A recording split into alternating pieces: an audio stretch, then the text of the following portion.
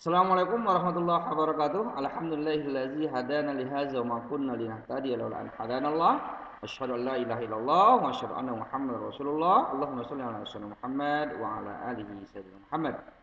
Puji syukur kepada Allah Subhanahu wa taala kita sampaikan serta salawat kepada baginda Rasulullah sallallahu alaihi wasallam. Baiklah anak sekalian, kita langsung saja ya ke pokok pembahasan kita, masih di dalam bab 11 pertemuan ketiga, masih berbicara tentang menjaga martabat manusia dengan menjauhi pergaulan bebas dan zina. Kemarin di pertemuan Zoom sudah kita bacakan ayat yang berbicara tentang ya zina, begitu juga dalam hadis ya, dan pembahasan-pembahasan lainnya kemarin. Ini lanjutannya ya, bagaimana hukuman bagi orang-orang yang menuduh zina. Artinya penuduhan atau menuduh seseorang melakukan perbuatan zina. Apa hukumnya? Yang pertama adalah hukuman batal apabila tidak bisa membuktikan terjadinya zina. Artinya ketika 4 orang saksi tidak memenuhi ya persyaratan sebagai saksi yang melihat langsung terjadinya perbuatan zina, batal dan tidak bisa dijatuhi hukuman zina. Lalu yang kedua adalah meyakinkan terjadinya zina ya dengan menghadirkan 4 orang saksi laki-laki yang adil. Nah, kalau di zaman era sekarang ya tentu mungkin bisa berbentuk video, gambar, dan tentu yang memvideokan dan yang memberi informasi terjadinya zina itu adalah orang yang adil. Artinya orang yang tidak diragukan keabsahan daripada persaksiannya. Kemudian yang ketiga, ya, kesaksian 4 orang laki-laki ya dalam menentukan seseorang berbuat zina atau tidaknya, persaksian tadi betul-betul dia harus melihat dan menyaksikan terjadinya perbuatan zina tersebut. Jadi tidak mengarang-arang, tidak sembarang menuduh. Harus ada bukti fisik. Kemudian selanjutnya, andaikanlah salah seorang dari 4 orang saksi laki-laki yang adil tadi mencabut kesaksiannya, maka mereka semua yang menuduh terjadinya perbuatan zina tadi akan mendapatkan hukuman dengan tuduhan menuduh perbuatan zina yang tidak terbukti, maka mereka mendapatkan hukuman dera 80 kali. Dera ini artinya dicambuk sebanyak 80 kali karena mereka yaitu berarti melakukan tuduhan zina tanpa bukti yang autentik dan jelas. Selanjutnya, ya, zina bertentangan dengan tujuan pernikahan. Mengapa kemarin banyak ayat dan hadis menjelaskan tentang larangan zina?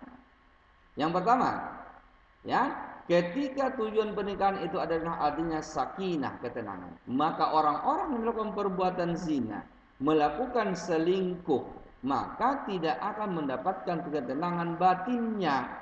Tidak ada ketenangan dalam kehidupannya. Karena apa? Senantiasa dirasuki dengan kesalahan bersalah. Yang kedua, ya, adanya mawaddah, kasih sayang.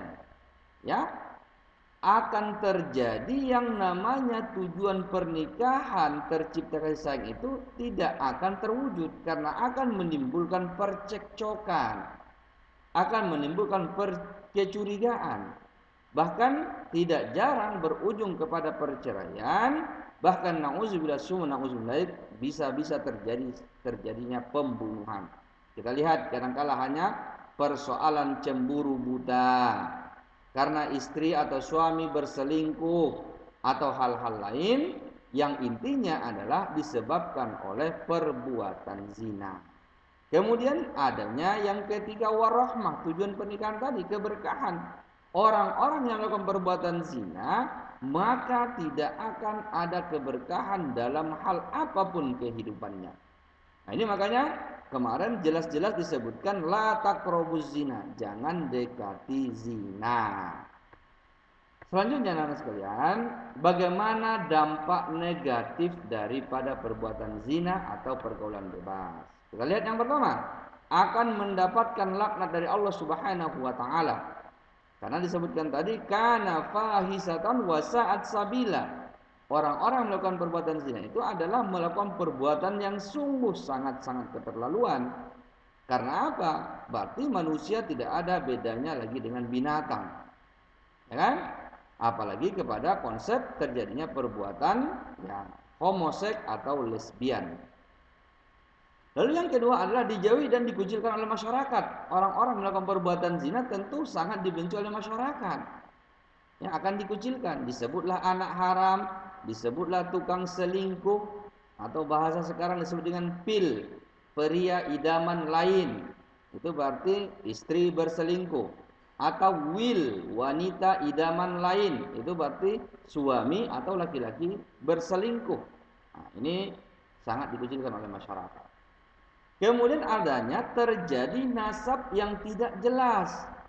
Ketika seorang anak lahir dari hasil perbuatan zina, maka nasabnya tidak jelas. Siapa ayahnya tidak jelas. Apalagi kadangkala ketika laki-lakinya lebih dari satu orang, tidak bisa disandarkan nasabnya. Ketika nanti perempuan yang lahir, maka seorang ayah meskipun dia mengaku sebagai dia ayah biologisnya, tidaklah berhak untuk menikahkan anak tersebut. Dia sebagai wali tidak. Lebih bagus diwali hakimkan. Karena apa? Secara ilmu keagamaan, seorang anak yang lahir dari hasil perbuatan zina tidak bisa dinasabkan kepada orang tuanya, walaupun dia mengaku bahwa itu adalah anak kandungnya. Selanjutnya, yang keempat, anak zina tidak bisa dinasabkan kepada bapaknya. Ketika misalnya anak perempuan, misalnya si Fulanah binti Fulan, itu tidak bisa. Karena apa? Anak tadi hasil daripada pernikahan yang tidak sah atau perbuatan zina. Selanjutnya adalah anak zina tidak berhak mendapatkan warisan. Ini dijelaskan dalam beberapa ayat. Ya, orang-orang yang terlahir dari perbuatan zina secara hukum syariat Islam tidak berhak mendapatkan warisan. Tapi dalam undang-undang negara kita, ketika mereka mendapatkan akta kelahiran dan termasuk dalam kartu keluarga atau ayah biologis, maka mereka dapat. Jadi ini sedikit perbedaan antara undang-undang syariat Islam dan undang-undang negara kita. Oke, selanjutnya anak sekalian, apa sih dampak umum dari perbuatan zina? Nah, ini jelas bahwa pergaulan bebas atau zina akan menghancurkan masa depan kamu. Coba lihat, banyak hari ini anak-anak SMP, anak SMA yang hancur karena melakukan perbuatan zina.